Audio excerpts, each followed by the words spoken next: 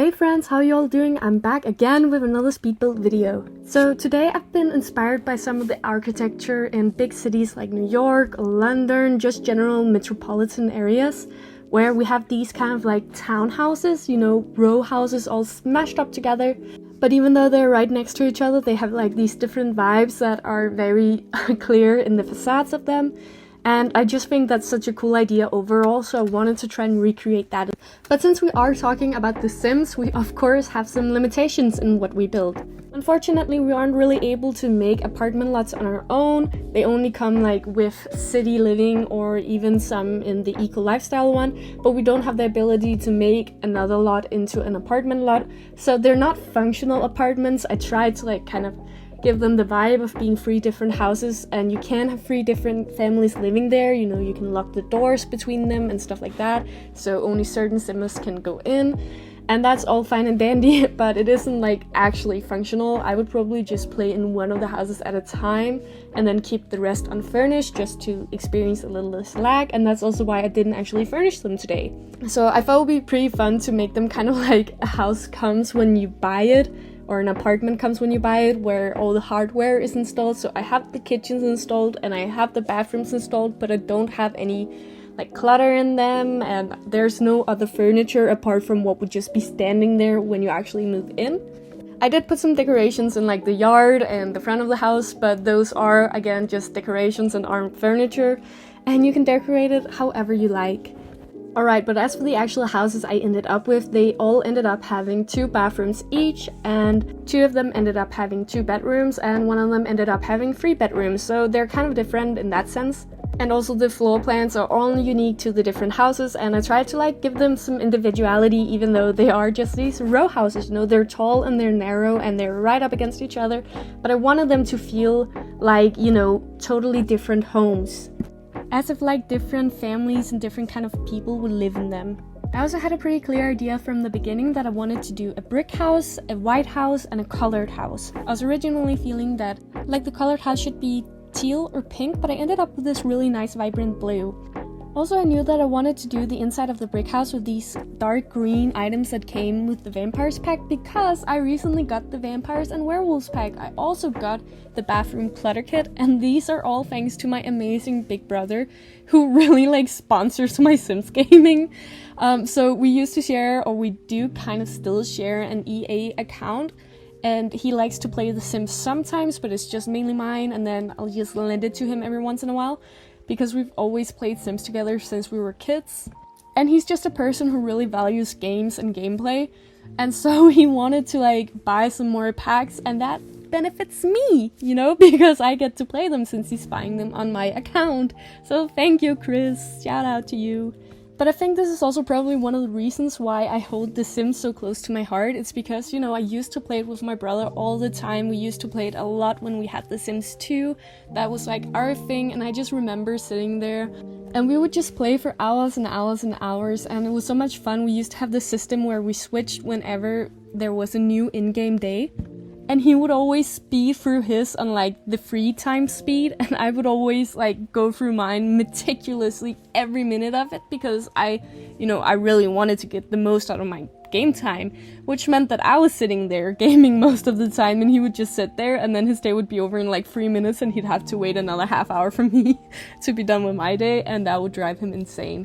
But it's still one of those experiences I really hold dear to my heart, because, you know, The Sims has never really been a multiplayer game, but it's always kind of been a multiplayer game for me, at least. Because we used to sit and like share a computer when we were kids, like we didn't have one each to sit on like I do now with my friends. If we ever like game Sims together, then we just sit on each our computers, you know, and do whatever we want. Like we're not actually like talking or interacting that much with each other, or our games aren't really that interconnected. So The Sims has never been a multiplayer game, and that's fine with me, but the experience for me used to be kind of multiplayer back when there was The Sims 2 and I was sitting there with my brother and we would like switch screen time.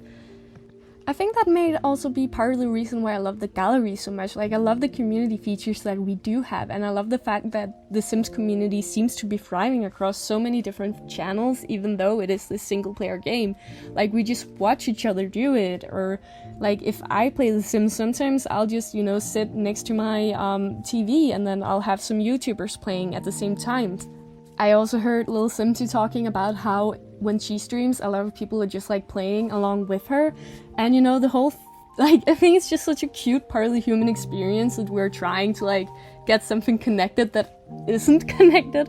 But we just have this shared hobby, and I just think it's so cute. And that's why, you know, with the gallery, it's so much fun, because whenever I used to put things up there, like when I first started out doing it, it was so much fun whenever someone would leave a comment or whenever someone would download it or like it. I take it so personally, like I'm like, oh my god, you know, they love my stuff. And I like tell my boyfriend and he'll be like, oh my god, I'm so proud of you, you know, and he's so sweet about it.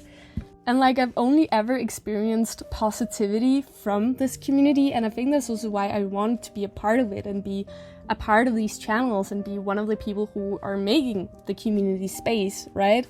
So that's part of why I'm uploading these videos, I think.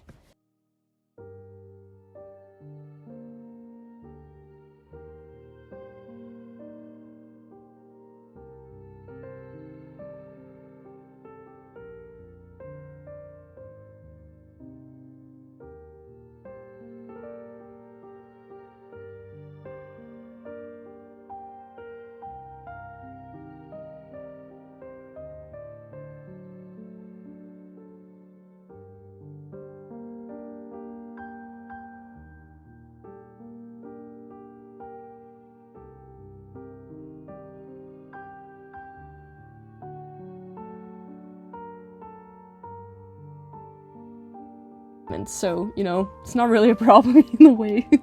But when speaking about confidence, I can't even begin to explain to you guys how much confidence I've gotten since I've been getting older. Like, I so clearly remember being 16 and really tying my self-worth up to how other people perceived me, and also being in an environment that kind of was conducive to that. Like, the entire high school experience for me was really like, it was a very cliquey place, and it wasn't a good experience to be there at all. And I just remember crying so much because I didn't feel like I had any real friends there. And now I just don't have that, you know, desire anymore to be popular in the same way, and I don't have the desire to kind of impress the cool kids. Like, I have my dog, I have my boyfriend, I have my best friend, I have a few really close friends, you know, and I don't need that much else. Like, just a few years ago, I would have never even dreamt of doing a YouTube channel like this. Or, well, I would have dreamt of it, you know? But it would always be a dream. I would never actually have the guts to do it. Because when you're putting yourself out there in any which way, it will always be super scary, and it feels very personal, right? Because this is something I'm doing because I think it's cool, but what if other people don't think it's cool? Then suddenly I'm lame. And that's kind of the way I used to think a lot, and now I just really don't care that much about other people. Like, they can have any which opinion of me. I'm just doing my own thing. I'm living my life, and that's such a, like, it's such a blessing, and it's so freeing. It's so freeing from the curse of, like, teenagehood.